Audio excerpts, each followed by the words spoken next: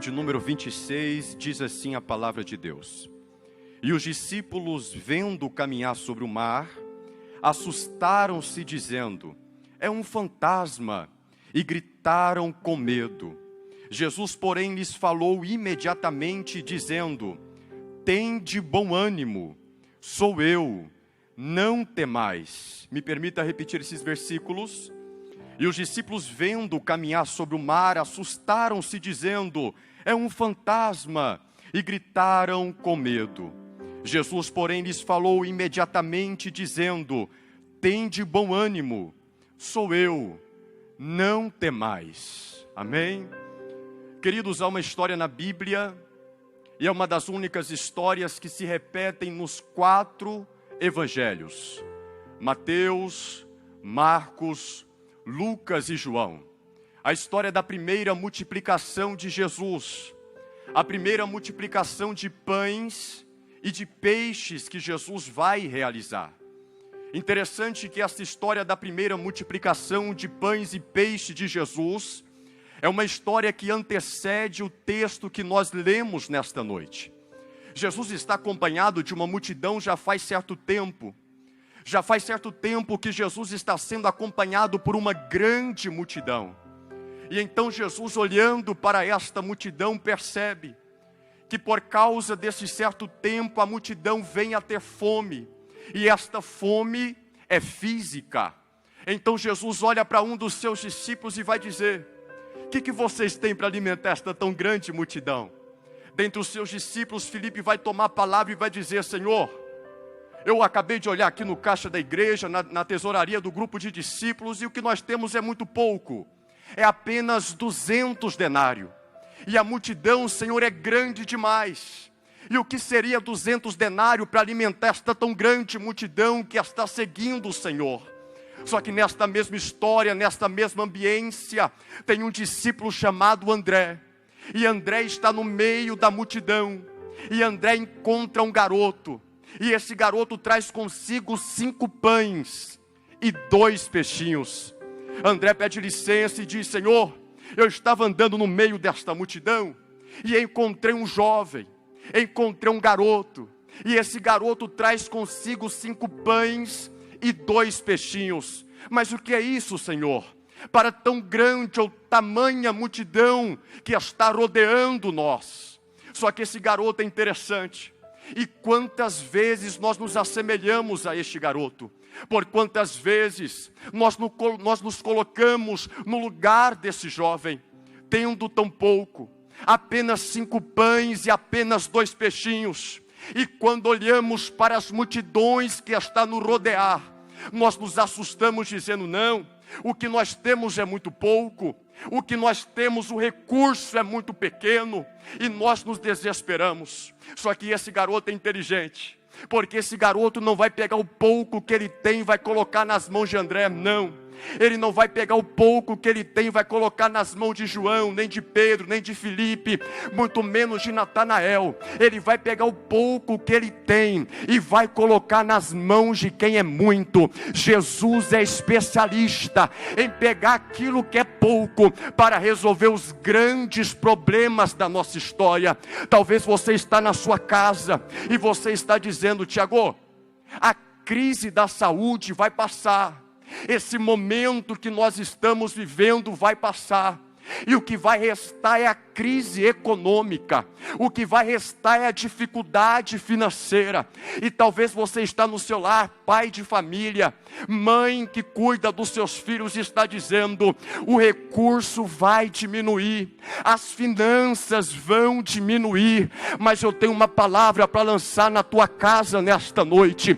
O recurso pode ser pequeno, mas o nosso Jesus é grande. O recurso pode ser pequeno, mas o Jesus que nós servimos, Ele é grande. Então lá vai um conselho: pega o pouco que você tem nessa noite, pega os seus 5 pães, os seus 2 peixinhos e coloca nas mãos de Jesus. Porque Jesus, quando recebe os 5 pães e os 2 peixinhos, Jesus vai apresentar dando graças. E quando Ele dá graça, diz o texto, que Ele começa a repartir entre os seus discípulos. Os discípulos aprendem a lição da multiplicação e começam a repartir entre a multidão. Diz o texto que a multidão era em média de 5.000 homens, fora crianças, fora as mulheres. Segundo os historiadores, era cerca de 13 a 15 mil pessoas naquele momento. Mas o texto é enfático em dizer que quando Jesus multiplica, os discípulos também multiplicam, vai sobrar 12 cestos. E é um detalhe fantástico nesse texto, pois vai dizer que 12 cestos estão cheios. Não é pela metade. Quando Jesus faz, não é apenas um terço que vai ficar, não. O texto diz que são 12 cestos cheios, porque o que Deus vai fazer na sua vida não vai ser pela metade. O que Deus vai fazer na sua família não é apenas um terço. Eu libero esta palavra para a sua casa nesta noite. O que Deus tem para fazer na sua casa será com abundância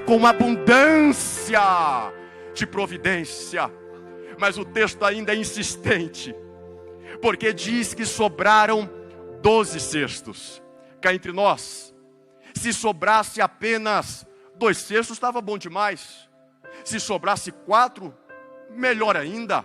Mas o texto é enfático em dizer que sobraram 12 cestos. É Deus dizendo e agasalhando o seu coração com esta palavra, que no ano de 2020, independente dos problemas que nós temos enfrentado atualmente, Deus vai ter providência para a sua casa. Tiago, mas é 12 cestos. É isso mesmo, é Deus dizendo, vai ter providência para janeiro, vai ter providência para fevereiro, para março, para abril, para maio, para junho, julho, agosto, setembro, outubro, novembro, dezembro. Aquieta-te o teu coração, porque o Jesus que você serve, o Jesus que esta igreja serve, é o Jesus que multiplica no meio da escassez. É o Jesus que faz milagre na nossa história. Mas diz o texto que após Jesus multiplicar os pães, que após multiplicar os peixes, Jesus vai ter um sentimento no seu coração. E esse sentimento é de se retirar para a oração à parte. Um detalhe, eu repito e reitero, Jesus está acompanhado de uma multidão. Só que agora o sentimento que invade a sua alma é de estar a sós em oração. Só que existia 2 classes de pessoas que impediam ele de estar a sós em oração. A primeira classe de pessoas, nós denominamos elas como multidão. A segunda classe de pessoas que impedem o mestre de estar à parte em oração se chama discípulos de Jesus. Talvez você está perguntando, Tiago, qual que é a diferença entre ser multidão e ser discípulos de Jesus? Simples demais. Porque a multidão seguia Jesus por aquilo que Jesus dava. A multidão seguia Jesus por causa dos milagres, das curas, das multiplicações. A multidão seguia Jesus por causa da porta aberta, por causa da chave do carro novo, por causa da chave da casa nova. Entendi? A multidão segue Jesus por aquilo que ele faz, de fato. Agora os discípulos são diferentes, porque os discípulos seguem Jesus independente daquilo que Jesus faz, independente da porta aberta, independente se vai haver cura ou se não vai haver cura, independente se vai haver milagre ou se não vai haver milagre, porque quem é discípulo está dizendo, pode estar fechada a porta da igreja para aglomeração pública, mas os céus estão abertos sobre a minha casa. Quem é discípulo não importa se está cultuando na igreja ou em casa ou no trabalho, ele é discípulo, ele está para seguir Jesus, independente das circunstâncias. E Jesus conhecia isso. Jesus sabe diferenciar quem é multidão. Jesus sabe diferenciar quem é discípulo. Então diz o texto que logo Jesus ordenou que os seus discípulos entrassem no barco e fossem para outra banda, enquanto ele despedia-se da multidão. Jesus olhou para a multidão e disse assim, hashtag até a próxima. A multidão ele despediu, mas os discípulos ele deu direcionamento. Olha para cá. Jesus despede as multidões da vida. Mas para quem é discípulo genuíno, Jesus sempre vai ter um direcionamento, porque Jesus só tem direcionamento para quem tem relacionamento com Ele. Jesus só tem direção para quem tem vida de comunhão com Ele. Então eu libero esta palavra para a sua família: não vai faltar direcionamento de Deus para a sua história, não faltará direção de Deus para a sua casa. Recebe esta palavra hoje. Não faltará o Senhor guiar a sua casa. Ele está cuidando de tudo. Ele está direcionando os seus filhos. Ele está direcionando a sua vida. Diz o texto que após despedir da multidão, Jesus sobe ao monte para orar. E Jesus se retira para orar à parte. E chegada já tarde, estava ali Jesus só. Isso intriga a minha vida. Não sei a sua, mas isso me intriga. Porque Jesus, como nós falamos, Ele está presente como a multidão. Só que agora Ele sente de ficar a sós. Mas a sós é para orar. Já percebeu alguns detalhes e algumas diferenças entre a nossa vida e a vida de Jesus? Porque enquanto nós procuramos as multidões, Jesus se ausenta delas. Enquanto procuramos os holofotes, Jesus se ausenta para orar a sós. Porque Jesus sabia que a multidão revela o meu talento. A multidão, ela revela as minhas habilidades. A multidão, ela revela o que eu tenho de melhor. Mas a oração no secreto revela quem eu sou de verdade. A multidão revela o seu talento, mas a oração no secreto revela o seu caráter. Já percebeu o que Deus está fazendo nesses dias no Brasil? E não só no Brasil, mas numa população mundial. Deus está dizendo: nesse isolamento social, eu estou ausentando vocês das multidões, mas estou aproximando vocês da minha presença. Eu estou ausentando vocês das multidões, mas eu estou levando a vocês construir altares dentro da casa de vocês. Porque qual é mais importante? Ter púlpito diante das multidões, ou altares dentro da nossa casa? De fato, nós estamos trancados em nossas casas por causa da precaução que nós temos tido. Mas Deus está dizendo: além de estarmos trancados, além de vocês estarem trancados na casa, feche a porta do quarto. Ore com Deus em secreto, porque o Deus que te vê em secreto, Ele te recompensará. Deus está nos chamando para construir altares no secreto. Cá entre nós, quando Deus permite o caos na nossa vida, é para posicionarmos. Quando Deus permite o caos na nação, é para que a sua igreja tome posição. Deus está chamando a igreja brasileira para construir altares, para derribar os púlpitos de se amostrar, para derribar os púlpitos do orgulho, da altivez, da soberba.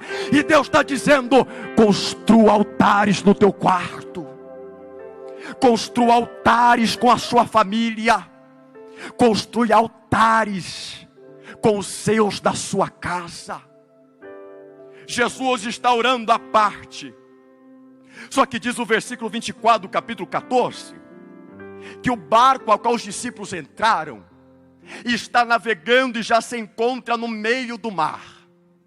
Só que enquanto eles estão no meio do mar, diz o texto que eles são açoitados pelas ondas, porque o vento era contrário. Se nós pegarmos geograficamente da beira da praia até o meio do mar, são cerca de 5 quilômetros. Os discípulos estão enfrentando o vento, os discípulos estão enfrentando o mar, e quem sabe o desespero tomou conta, quem sabe a gritaria tomou conta no meio do mar, no meio daquele barco, porque eles olham para a beira da praia e não enxergam nada. Só que o versículo 25 diz que a quarta vigília da noite, dirigiu-se Jesus para eles, andando por cima do mar. Os discípulos desesperados olhavam para a beira da praia, não via nada. Olhavam para frente, neblina. Olhavam para a direita, tempestade. Olhavam para trás, vento. Mas Jesus da beira da praia está dizendo: aquieta-te, porque vocês não conseguem me enxergar no meio da tempestade. Só que Jesus está dizendo: eu estou no controle desta tempestade. Porque Jesus está falando para alguém aqui através dessa transmissão. Ele permite a tempestade, mas é Ele mesmo que acalma a tempestade. Ele permite as ondas, mas é Ele mesmo que diz: acalma-se, onda. Ei, ô vento, aquieta-te. Ele é o dono do mar. Não se esqueça desta palavra. O mar pode estar revolto, a tempestade pode estar bravia, mas Jesus é o dono da onda, é o dono do mar, é o dono de todas as coisas. Ele permanece em um alto e sublime trono, e Ele está dizendo para alguém: eu estou no controle de tudo, eu estou no controle de todas as coisas. Por isso que o texto diz que Jesus andando por cima do mar. Quem sabe alguém estava gritando no barco: eita, olha a onda aí, rapaz. Oh, olha o vento soprando. E o desespero vindo. Mas Jesus vem justamente por cima do mar, sobre as ondas, no meio do vento, no meio da neblina. Eu tenho uma pergunta para você que está na sua casa. O que tem afligido o seu coração? O que tem afligido a sua casa? Talvez você está dizendo: não, Tiago, o que tem me afligido é o tamanho da onda. O que tem me afligido é o vento. O que tem me afligido é o desespero instalado no meio do caos. Mas Jesus está dizendo: eu estou por cima daquilo que aflige a sua casa. Eu estou andando por cima daquilo que está te tirando a paz. Jesus está dizendo para alguma família hoje: Ele está por cima daquilo que te tira o sono. Então, vamos combinar entre eu e você aí? Entrega a sua vida nas mãos de Jesus hoje, porque Jesus está no controle desta tempestade. Eu estou dizendo para a nação brasileira que está assistindo agora: Jesus não perdeu o controle da nação. Jesus não perdeu o controle do mundo. As coisas podem acontecer, mas elas só vão até onde Jesus falar que vão. Jesus está por cima daquilo que aflige a sua família. E diz o texto que quando os discípulos viram alguém caminhando por cima das águas, eles assustaram. E quando assustaram, eles exclamaram dizendo: é um fantasma. E tomados de medo, gritaram.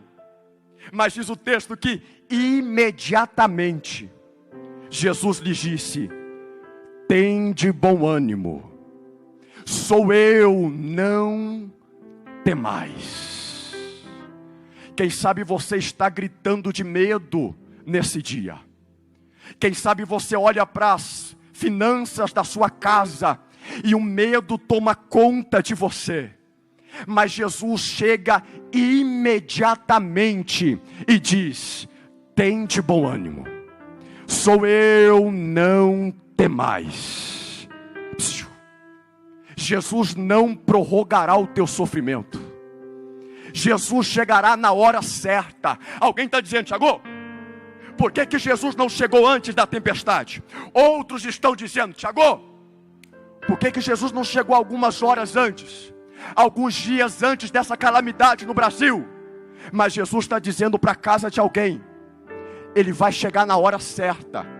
Ele não tarda e nem falha. Ele não prorrogará o sofrimento da sua casa.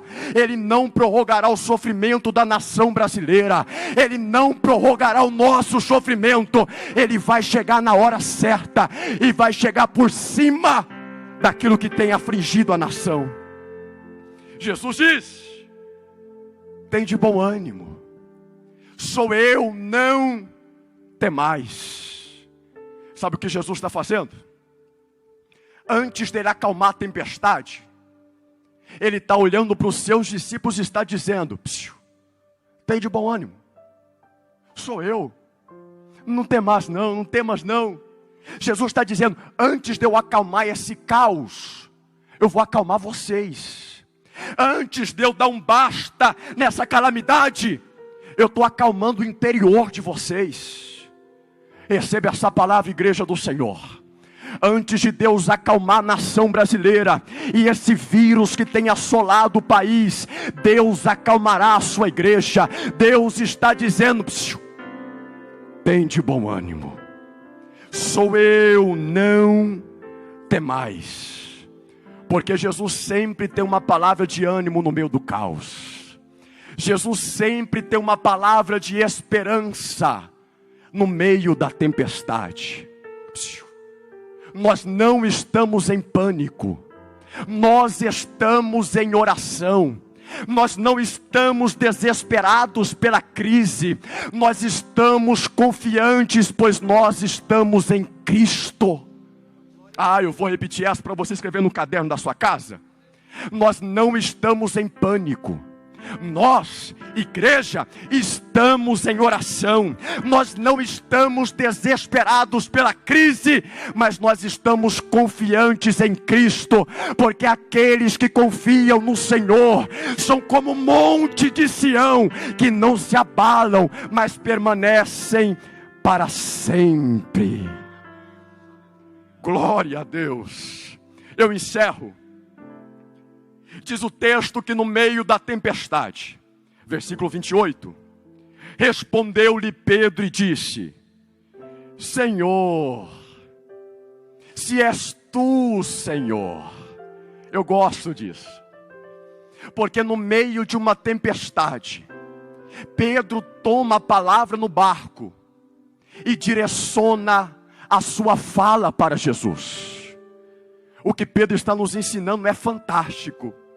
Pedro está dizendo: igreja, no meio das tempestades da sua história, no meio do caos instalado, não gere pânico, não gere medo, não gere frustrações, não gere desesperos.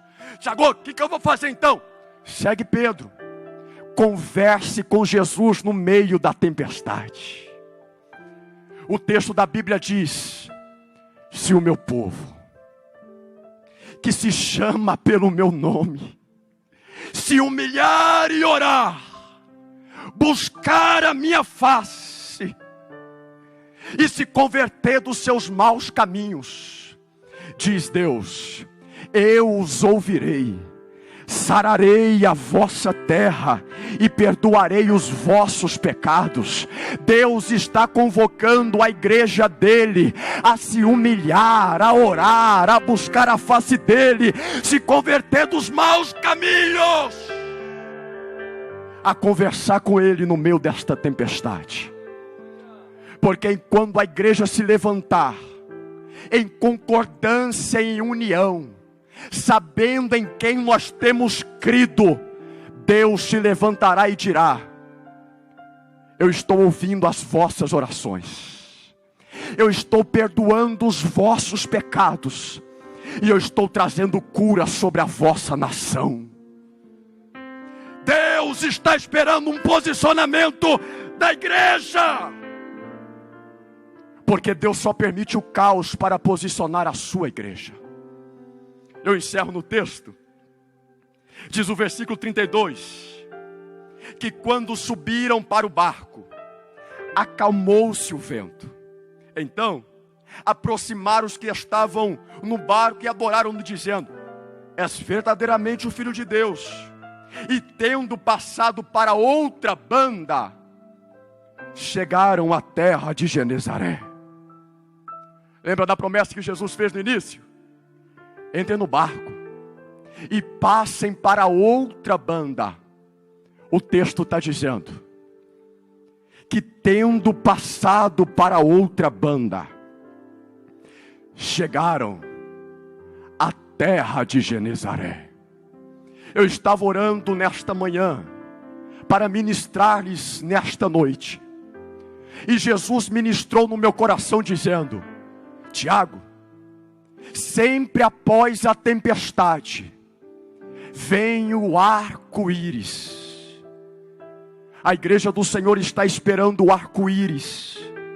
A igreja do Senhor está esperando o despertamento espiritual após este momento que a nação brasileira está passando. A igreja do Senhor está esperando o arco-íris raiar. Logo após esta tempestade, haverá um grande despertamento sobre a igreja brasileira. Esta palavra não é para emocionar você apenas. Esta palavra é uma palavra profética que eu libero deste altar para dentro da sua casa. Haverá um despertamento brasileiro. Haverá um despertamento sobre a igreja brasileira. Tiago, e depois do despertamento espiritual, logo, nós chegaremos à terra que Ele nos prometeu. Logo, em breve, muito em breve, nós chegaremos à terra de Genezaré. Você crê nisso na sua casa? Você pode se colocar sobre os seus pés aí na sua sala, na sua cozinha, no seu quarto, parar os seus afazeres agora. Eu quero orar por sua casa agora. Eu quero orar por sua família. Eu quero orar pelos missionários que estão me assistindo. Missionário, aonde quer que você esteja, o Deus que te enviou para dentro do barco e disse: passe para outra banda. Eu libero esta palavra sobre a sua casa, missionário. O Deus que te chamou, Ele vai cuidar de você. O Deus que te chamou para esta obra, Ele vai cuidar da sua família. Se coloque, se puder, esteja com a sua família e chame a sua família na sua casa. Feche seus olhos agora. Nós vamos orar pela nação brasileira e todos os países que estão sendo infectados por esse vírus. A oração de um justo pode muito em seus efeitos. Imagina a oração de todos nós neste momento. Nós não estamos apenas liberando uma palavra qualquer. Nós não somos profetas do caos. Nós temos no nosso coração as boas novas do Evangelho. E a oração da igreja é mais poderosa do que um exército armado. A igreja do Senhor de pé, de joelhos, a igreja clamando, é mais poderoso que todos os homens reunidos nos poderes políticos. Feche teus olhos aí agora. Senhor Deus, eu oro agora por essas famílias que estão reunidas na frente desse celular, na frente desse tablet, desse computador, desse veículo da transmissão, ó Deus, online. Senhor, em nome de Jesus, aonde tiver pessoas passando necessidades, eu libero uma palavra, Senhor. Haverá providência na casa dela, haverá providência na casa da tua igreja e de todos os brasileiros e daqueles que passam necessidades. Aonde há fome, Senhor, que o pão venha chegar. Que aonde há desespero, que a tua voz recuando dentro de nós dizendo: tem de bom ânimo, vem acalmar a nossa tempestade interna.